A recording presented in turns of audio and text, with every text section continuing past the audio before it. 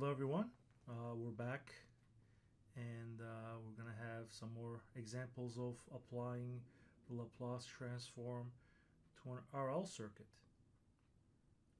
So as before, we're going to have a circuit and we're going to apply the Laplace transform to the circuit, and after we've done that, we're going to go through and analyze as usual. So please take a look at the circuit. It's a simple circuit, series LR circuit, and we've applied, in this case, a delta function to the input. It's an impulse response. So the A, again, it represents the area of the delta function. And so the units of that are volt seconds, as we said before. And we'll see as we carry along with the calculations that we have to make sure we understand that A has the units of volt seconds and not just volts, even though V and T is described by the actual A delta T. So A has the units of volt seconds. So let's just take the Laplace transform of the entire circuit as we've done before. And as you can see, it's pretty straightforward. The A delta T becomes A. SL is the inductance, the impedance of the inductance. R is the impedance of the resistance. And we have the inductor current, ILS, and then we have the resistor voltage, VRS. So once we have this, we're now in position to analyze the circuit as we did before. So in this case, we're going to go for the inductor current IL. And we can do that by doing Ohm's law in this case, because the current is the series current is equal to the total voltage, which is in this case just A, divided by the sum of the impedances, which is SL plus R. So now we can simplify and use the same techniques as we did before.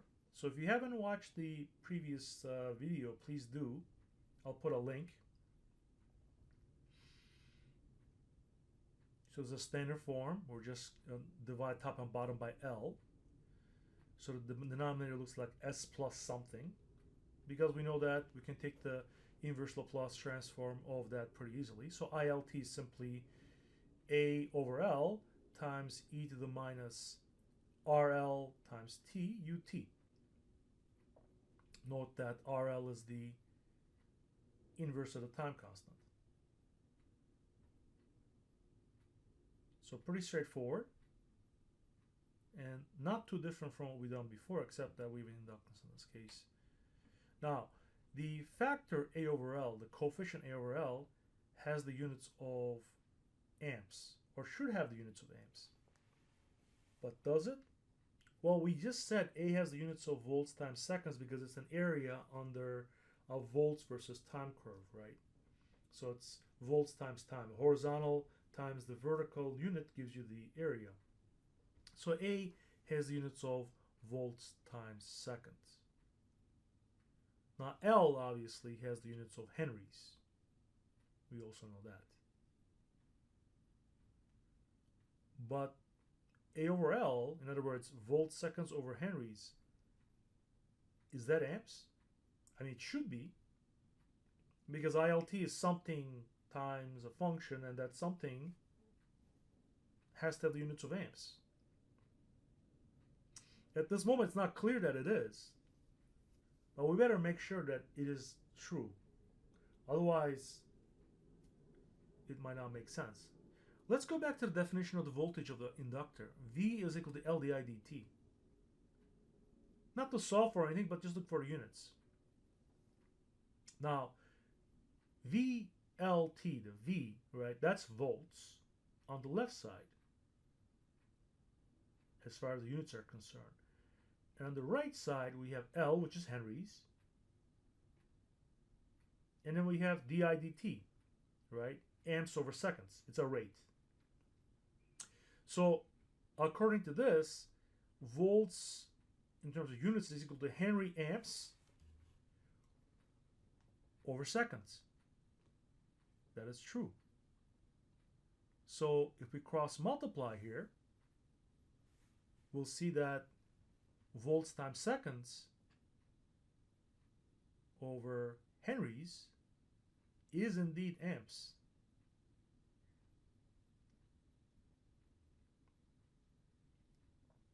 So this is in fact true.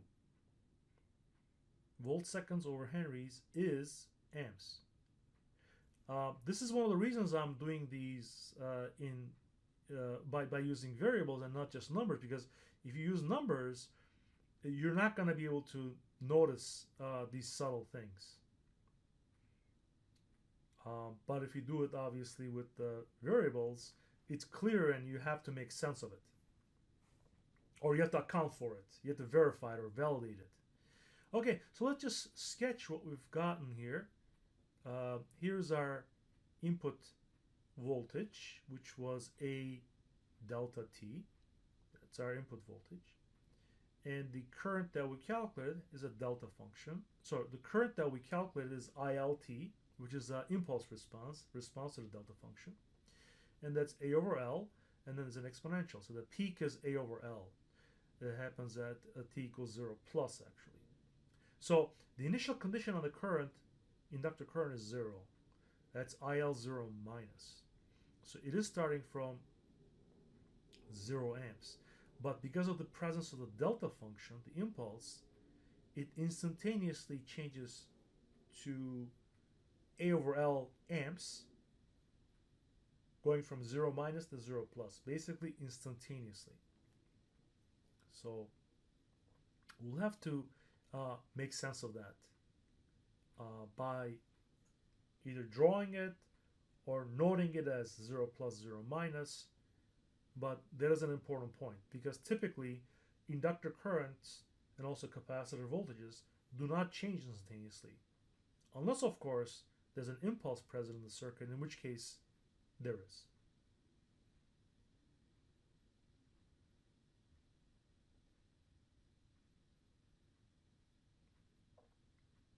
So with this now we've accounted for that fact, and indeed the inductor current does change instantaneously. So this is the impulse response of a simple RL circuit.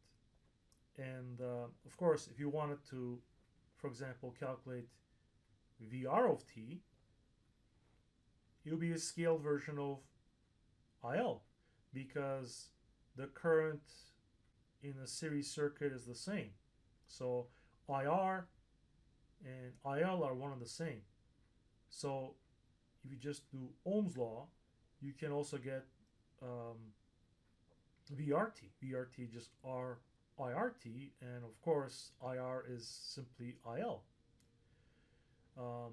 You can also write, of course, the Ohm's law expression in the Laplace transform sense. That's also very straightforward to do. Either way, it works fine.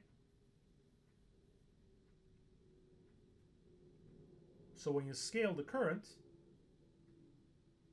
you get the voltage. So instead of IR, we could have written IL for both the time and the frequency domain, or S domain expression for the resistor voltage.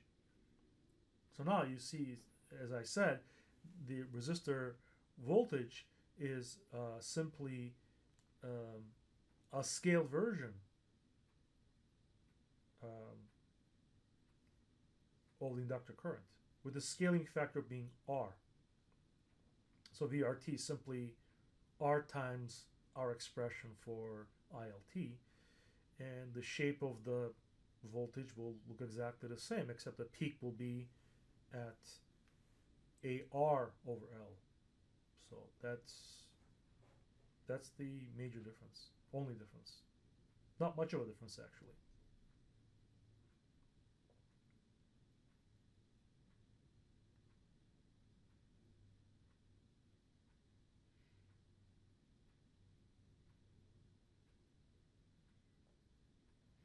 Okay, so this should make sense. This should make sense, and make sure you understand the details, and not just the result, the final result or the final answer, because the details are the things that are repeatable or reusable here.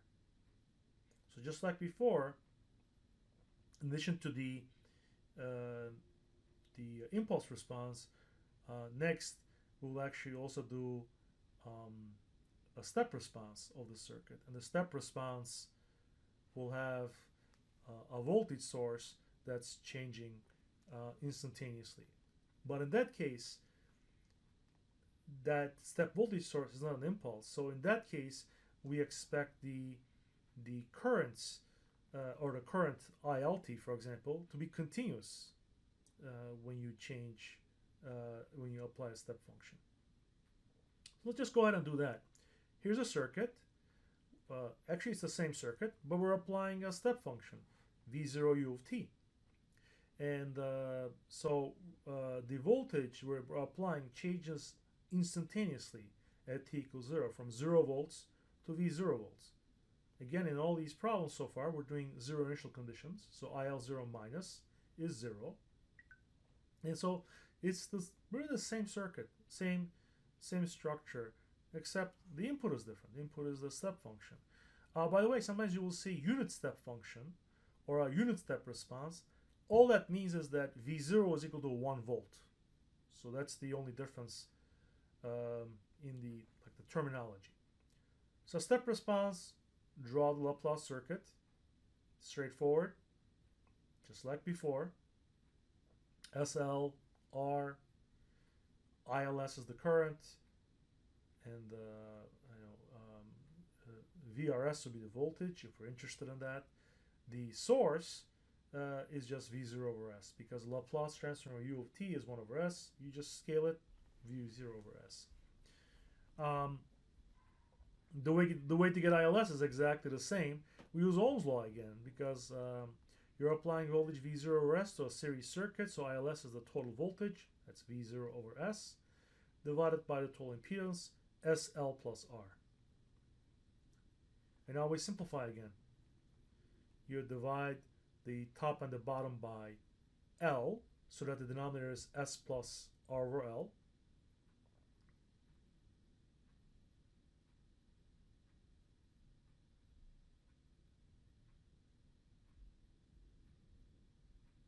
And then we'll just move the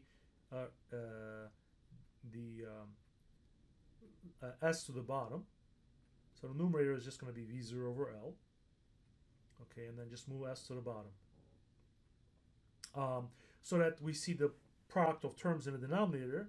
That's going to be the basis for the partial fraction expansion.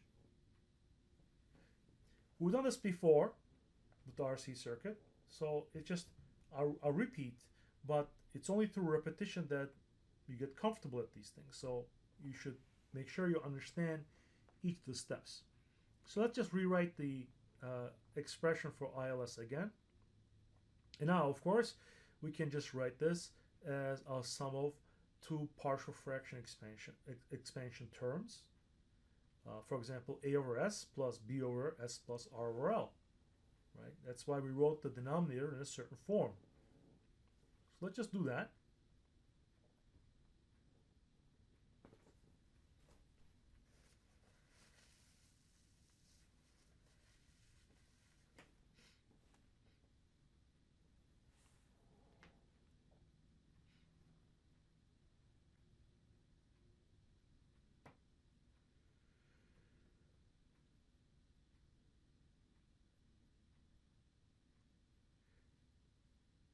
So we just did that.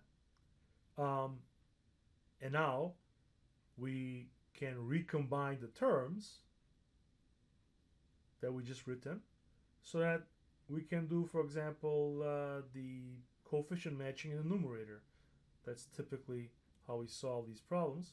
There are other ways to get the coefficients, of course, but let's just do it the way we did it, so we just stay consistent. So denominator is S times S plus 1 R over L, and numerator is A times S plus R over L, and then B times S. And now we're going to match the coefficients. Oh, the blue term on the far left with the term on the far right. So V0 over L must equal to that entire numerator we just circled. So that means that 0 times s plus v0 over L must equal to a plus b times s. That's the term of that's the coefficient of s's, plus ar over L. That's it. Now we match coefficients. So we know a plus b must equal to 0 because there's no 0 term on the left side. And ar over L must equal to v0 over L. And now we define a and b. So from the constant term, if v0 over L is equal to ar over L, well then a must equal to v0 over r. It's the only way to match the coefficients. And since a plus b equals 0, we can calculate b, because that means that b is equal to minus a, and that equals minus v0 over r. So now we have our a and b, and we're done with the solution. Because we know that the expression that we have written down, the partial fraction expansion, already tells us the form of ILT. It's a ut plus b to the minus r over lt times ut. That's the form. And partial fraction expansion, however you do it, finds the values of a and b. So now we know what a and b are, plug them in.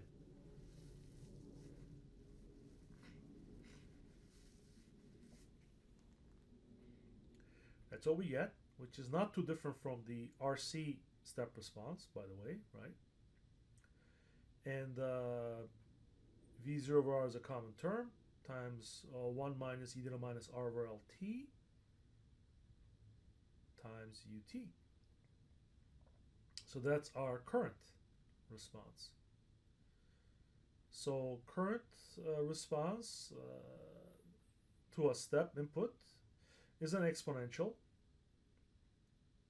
Right, so here's our input. This is what we applied as the voltage source input to the system, to the circuit. So this is our Vin of t. And our response is going to be IL of t. Our response could be really anything, but typically we take the inductor current and capacitor voltage since they're state variables. So the response will start at 0.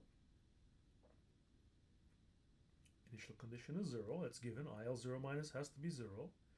And starting at t equals 0, we'll have an exponential increase in ILT going from 0 and approaching v0 over r.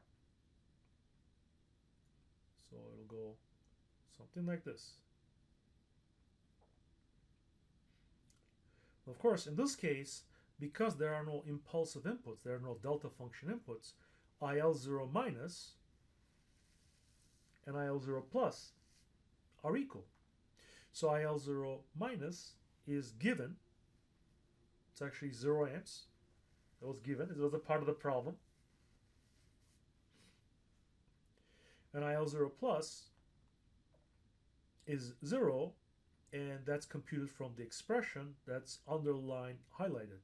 If you plug in t equals 0, the term in the brackets is just 0, and so the entire thing is 0. And that's how you calculate IL0 plus. And it's continuous. And that's what we expected. We expect it to be continuous in this case.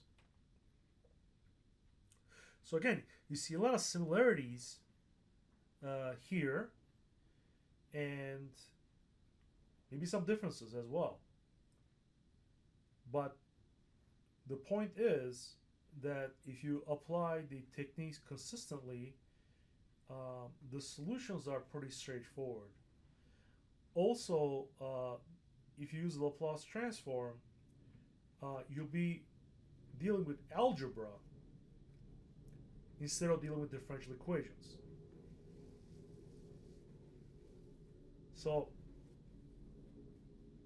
that is one of the main purposes of this.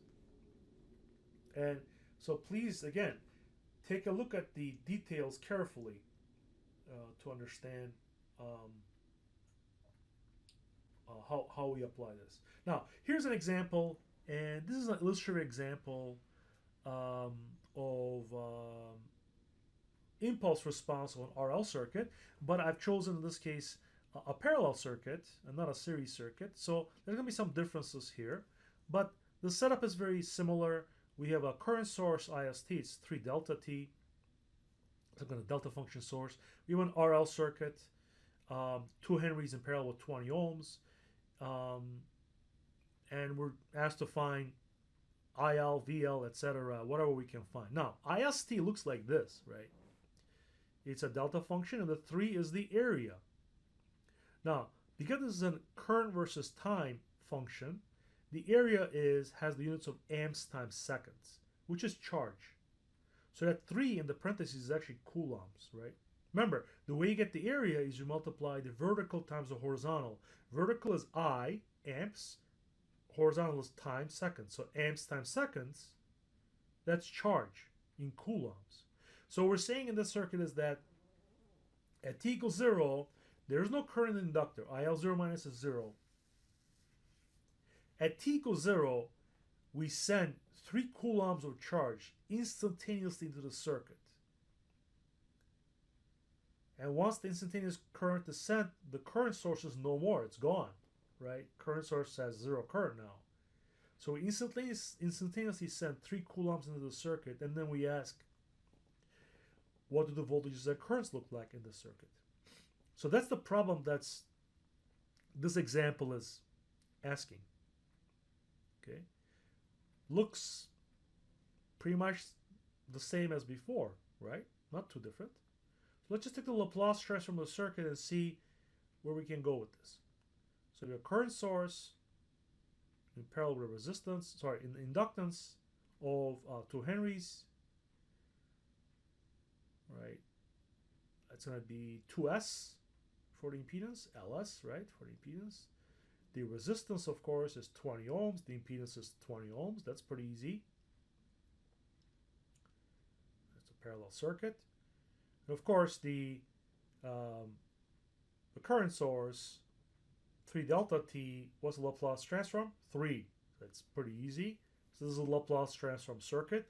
And then we can mark all the currents and voltages that are marked with time on the left side as S, right? Capital ILS, capital IRS, etc. Pretty straightforward. Now the circuit on the right, of course, is now an algebraic circuit, and we can use all the techniques that we learned for resistive circuits. Current division, voltage division, Ohm's law, they apply directly to the circuit in blue.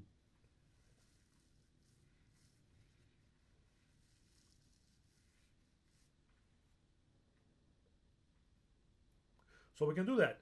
So what should we find first? Again, typically in a circuit like this, you go for the inductor current. So let's just look for the inductor current. And that's going to be ILS. How can we compute that? Well, for example, we can use current division, right? We can use current division.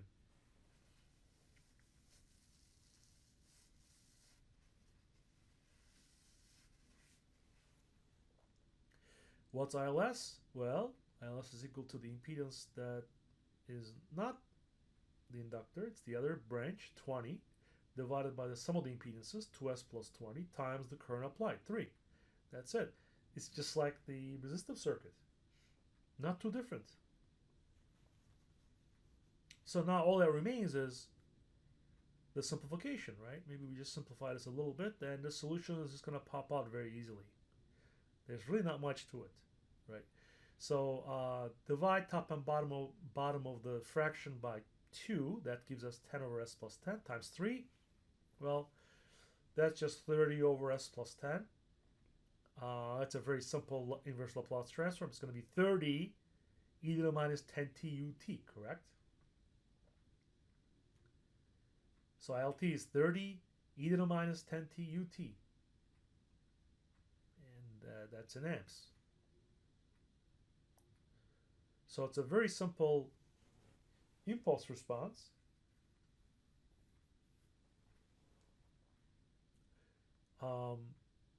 So we'll just draw it right below the impulse. And it's gonna the current ILT is gonna change instantaneously from 0 amps to 30 amps. Right, 30 amp is the value IL0 plus, and 0 amps is the value at 0 minus. That's given.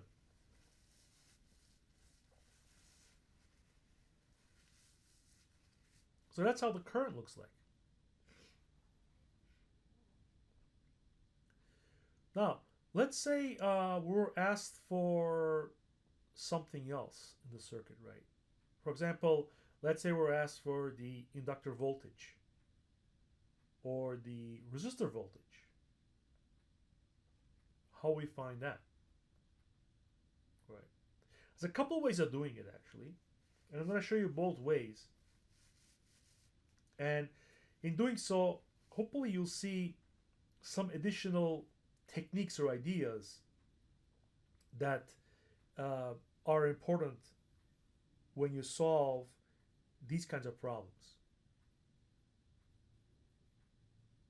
So there's some subtleties when we do partial fraction expansion.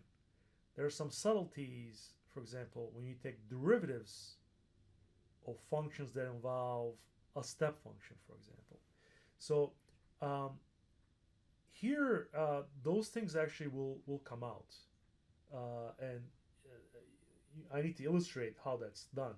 But the point is, sometimes even the simplest looking things may have some additional behavior or additional sort of details that you cannot look over. So take a look.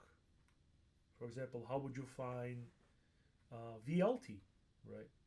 How would you find VRT or IRT in this circuit? Knowing that we already have ILT, right? Maybe you can use the derivatives, right? Or maybe the best way to do it is to take the Laplace transform. So you look at the circuit, and maybe we apply the Laplace transform. We look at the Laplace transform circuit to solve for things, right? So there's two ways of going. Either take ILT and do time expressions, time domain operations on it, or go back to the original circuit and figure it out. For example, let's say we wanted to have VL of t. Well, we can just have VLS, right? That's pretty easy. It's just Ohm's law. VLS is 2S ILS. Very straightforward. And ILS, we already know. It's the expression that's underlined in yellow there. So just multiply that expression by 2S.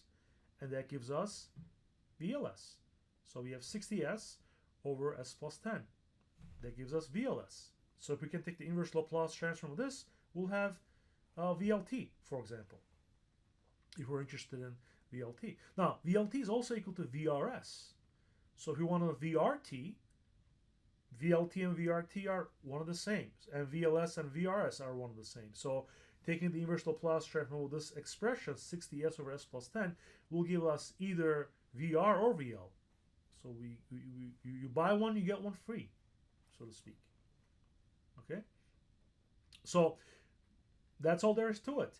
So this could be a pretty straightforward way of doing it, right? So stay in the Laplace domain and work with the Laplace expressions. For example, let's say we want a VRT. If we want a VRT, let's just work with 60S over S plus 10, right? Now, another way to get VRT, of course, is we could have gone and figured out IRS, right? And then multiply IR by the 20 ohms, right? So we can get IRS by doing current division, right? It's a very similar expression for IL, except, right, when you do the current division expression for IR, you pick the other impedance. You pick 2S divided by 2S plus 20 times 3. So it's basically in the IL expression, if you replace the 20 in the numerator by 2S, you have IRS.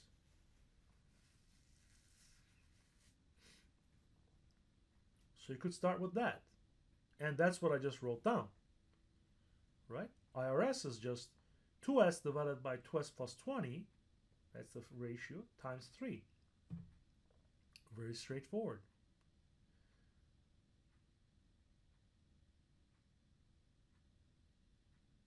And of course, we simplify by dividing the top and the bottom by 2. We get 3s divided by s plus 10. This is IRS.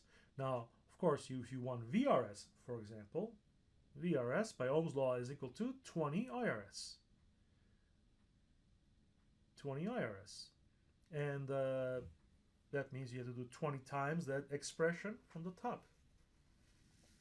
20 times 3s divided by s plus 10. So that gives us 60s over s plus 10, just as we had done in the previous step. So it doesn't matter if you do it one way or another way. If you're consistent with your analysis, you'll get the same thing. So this is one way that I want to show that you could do it multiple ways, and here's an example of doing such a thing. Now, let's say we want VRT, right? Let's say we want VRT.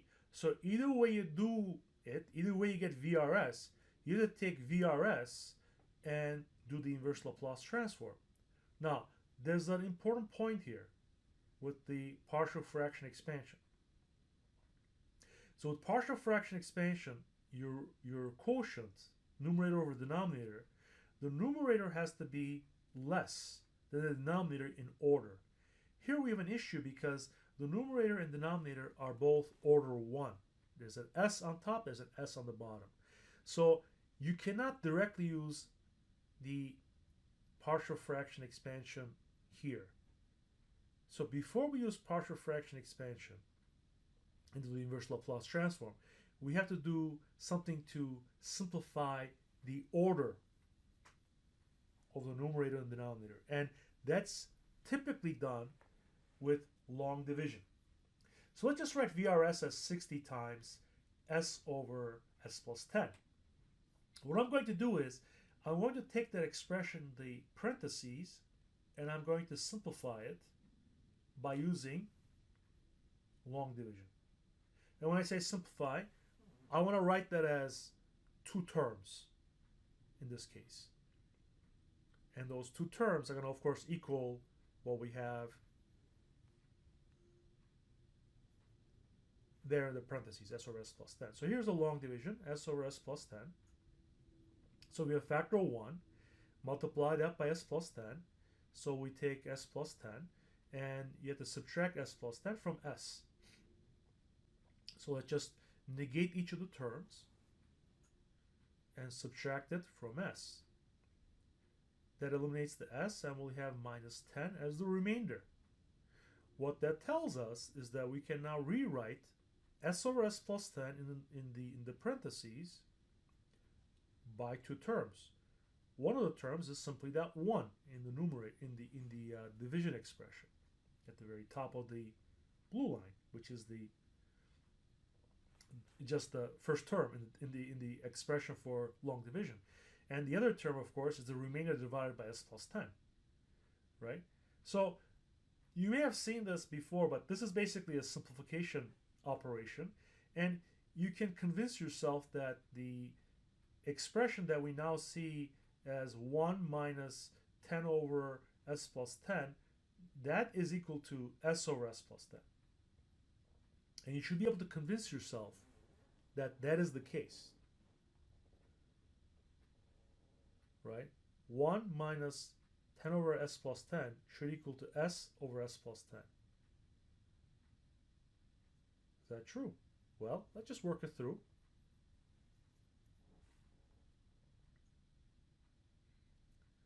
One is s plus 10 over s plus 10, and you subtract 10 over s plus 10, and you have s plus 10 minus 10 over s plus 10, which is s over s plus 10. Seems obvious. But this particular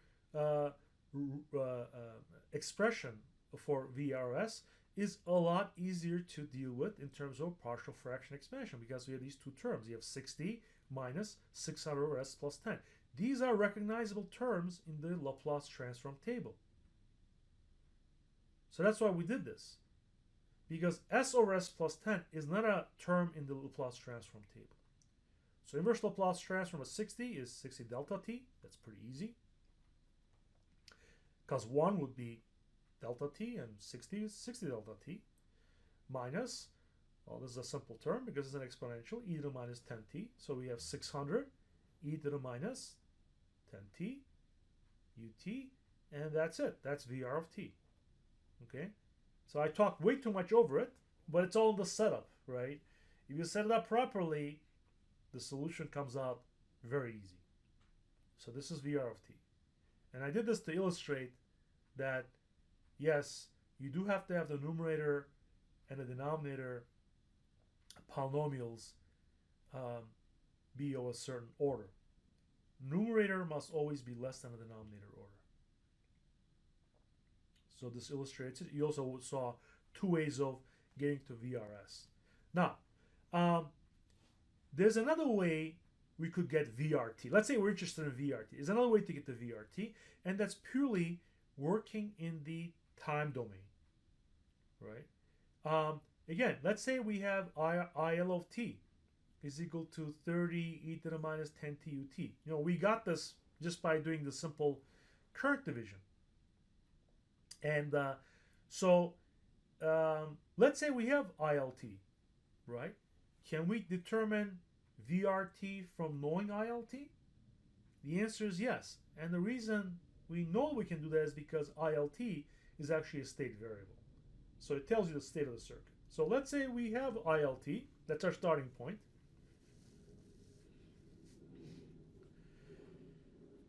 And can we determine VRT from ILT?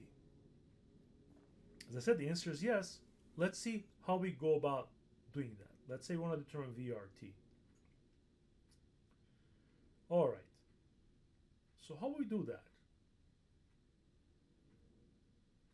Right? We know ILT. Well, we know VLT, right? VLT is L dIL dt. So if we know IL, we can take the derivative of IL, multiply it by L, scale it basically. That gives us VL. But remember, VL is equal to VR. That's KVL. So we got VR. So if we want VR, we should take IL, take its derivative, multiply it by 2, scale it, and that's VRT. So that's another way of doing it. But let's actually do it, right? Let's actually do it. Start with ILT. We'll do it step by step, so you see every single detail. Nothing will be skipped. Okay, here's our starting point. Now, find the derivative. Now, have to be careful here because the derivative here is not just the derivative of 30 e to the minus 10t. There's another time function sitting there, ut. So you cannot simply ignore it. Because if you ignore it, you won't get the correct answer. That's why I picked this example, actually. You cannot simply pick that. We have two time functions, e to the minus 10t and the step function, ut. So we have to apply the product rule here for derivatives, right? There's a scaling factor of 30, we'll just pull out, but the product rule has to be applied to the underlying terms, right? So first time function times the derivative of the second time function, dut dt, right? And the derivative of a step is what? Think about that. What's the derivative of a step? It's a delta function, isn't it? So there's actually delta t there. Dut dt is by definition delta t. Okay? But that's the first part of the product formula. And then second time function, ut, times the derivative of the first time function. What's the derivative of e to the minus 10t? Well, it's minus 10 e to the minus 10t. And that's it. Now we have to simplify things a little bit, right? For example, dut dt is delta t by definition. And if we simplify this now, we can write 30 e to the minus 10t delta t. That's the first term. And the second term is you have 30 and minus 10. That'll be minus 300 e to the minus 10t ut. Now, it's good. We use some things that we learned from before, from calculus. Now, there's something else, right? And that something else is the fact that if you multiply a time function by a delta function, there's a certain property. It's actually called the sifting property. If you're in signals and systems, you should really know this property because here you actually have to use it, right? So the sifting property says if you have f of t, some time function, some delta t, this is equal to delta t scaled by the value of f where the delta function occurs. Delta t occurs at t equals 0, so ft delta t is simply f0 delta. This is called a sifting property. If you do not know this, you will definitely learn it. But if you are not in a signal systems course, you have not taken it, don't worry about it. Just take it for what I'm just saying, that the product of a time function and a delta function is formed this way. So in this case, f of t is e to the minus 10t. And if you evaluate that at 0, f of 0 is what? F of 0 is e to the 0, which is 1. So that entire term, e to the minus 10t delta t, is simply 1 times delta t in this case.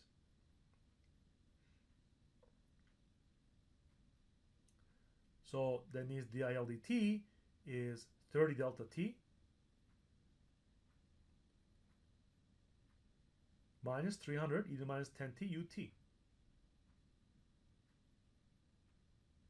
This is dIL dt. Remember, we have to scale this by L, right? This is just di dt. We need L di dt, and L is 2 henries. Remember, it's not 2s, it's actually 2, because we're in the time domain. We're not working in the s domain now. So we simply have to take what we have calculated, multiply it by 2.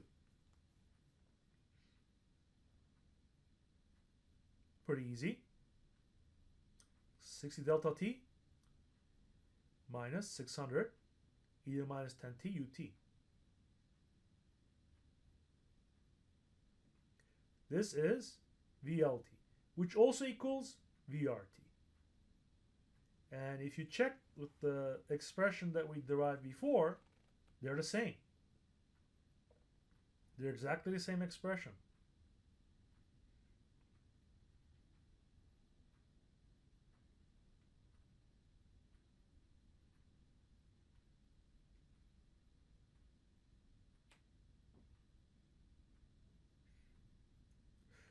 So I hope this example illustrates a lot of the subtleties in the application of the Laplace transform, the circuits, right? So I wanted to illustrate the ability to use, for example, the long division to simplify the expressions. Also, you can use time domain expressions once you derived another time domain expression to get other values. Typically, if you have the state variable, you can calculate other things. But this should be hopefully a good illustration of the different items that can occur. Again, you have to maybe watch this several times, think about it a little bit, work it out for yourself, and I believe you'll be able to see how this is all put together. But for now, I think this is all I wanted to say. We'll see you next time.